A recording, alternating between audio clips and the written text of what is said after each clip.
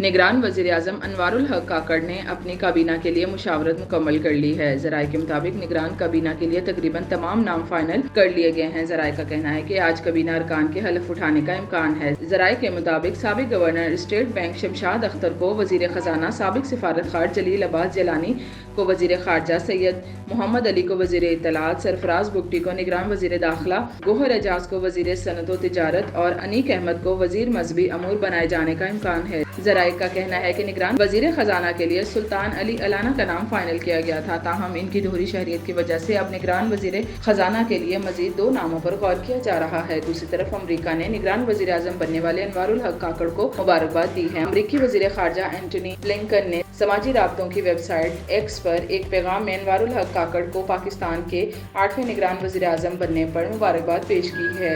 Antony Blinken ने कहा कि पाकिस्तान आज़ादाना और मुनसिफाना इंतखाबात की तैयारी कर रहा है। आइन आज़ादी, इज़हार, इक़्तिसादी खुशहाली के लिए मुश्तरका अज़म को आगे बढ़ाते रहेंगे। ख्याल रहे कि 2 रोज़ कबल अनवारुल हक काकड़ ने बतौर निगरान वज़ीर आज़म जिम्मेदारियां संभाल ली और इनके हलफ लेने के बाद शहबाज शरीफ हुकूमत का दौर इख्तिताम को पहुंचा। अनवारुल हक के ओहदा संभालने के बाद इनके लिए दुनिया भर से मुबारकबादों का सिलसिला जारी है।